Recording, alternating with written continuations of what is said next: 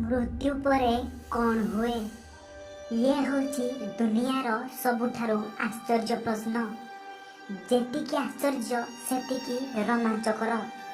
आमे आम बयस को सबुज पनीपरिया खाई आ व्यायाम करी बढ़ाई तो पारिबा, हेले आमे अमर होई पारिबा नहीं।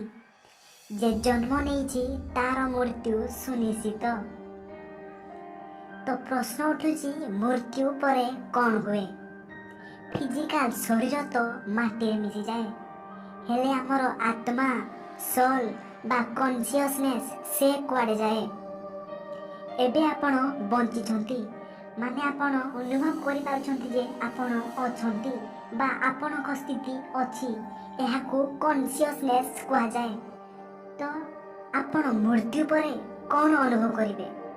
कौन आपण निजर स्थिति को अनुभव करि पारिबे? कौन आपण निजको देखि पारिबे?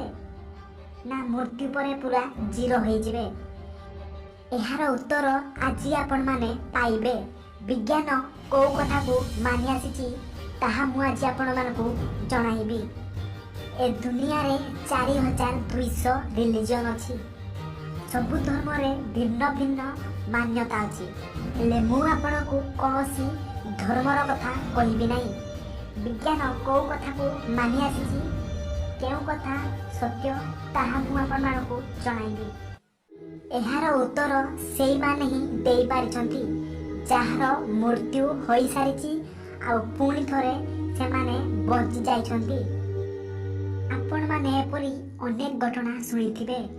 कोनोसी व्यक्तिकर मृत्यु होई जाइथिबो आ पुणी से बंची जाइथिबे आ निजर एक्सपीरियंस को लोकंक पाखरे कहिथिबे। एहाकू नियर डेथ एक्सपीरियंस कहा जाए। एपरी बहुत लोकंक कथा विज्ञान मानि सारिछि। 2011 मसीहारे गोटिए व्यक्तिकर सर्जरी चलिथिला आ से सर्जरी फेल होई जिबारु डॉक्टर ताको मृत बोली घोषणा कर देइथिले, किंतु किछि समय परे मॉनिटर रे निजको निजे एक्टिविटी हेबाकू लागिला आ डाक्टर माने तांको बंचाई पारिथिले। जेउ किछि समय पई तांकर निश्वास बंद हो जाइथिला, सेते बेले से अनुभव करथिले जे से शरीर भितरे नथिले, किंतु से आउ किछि अनुभव करि पार नथिले। किछि समय परे तांको एक हर सदृश दुनिया भितरे जीवा परी लागुथिला, हेले हठात से पुणी बंची जाइथिले। सेही परी आउ गोटिए घटना घटिथिला गोटिए कॉलेज पिला साथीरे। कॉलेज रे हठात पड़ी जिबारु तांको एम्बुलेंस रे हॉस्पिटल निया जाउथिला, हेले रास्ता रे तांकर मृत्यु होई जाइथिला।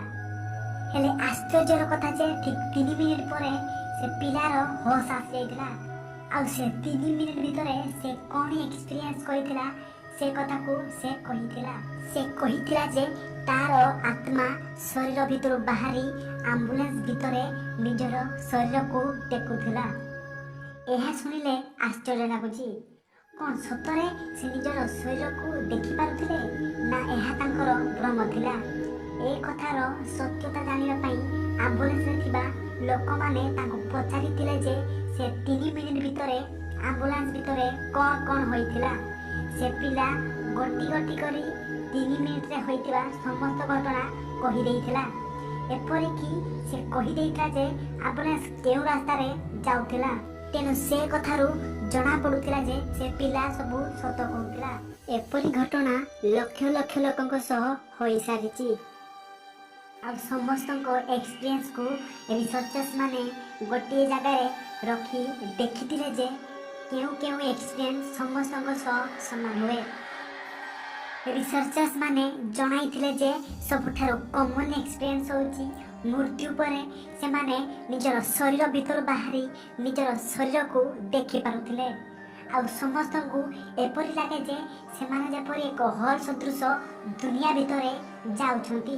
सुनिले बहुत आश्चर्य लागुची, किंतु एहा संपूर्ण सत्य अटे जे मृत्यु परे शरीर भितर बाहरी आत्मा निजर शरीर को देखि थाए आ किछि समय परे एपरि लागे जे जेपरि एक हॉल सदृश दुनिया भितरे जाउछंती। हुए तो आत्मा अन्य केउ शरीर धरे।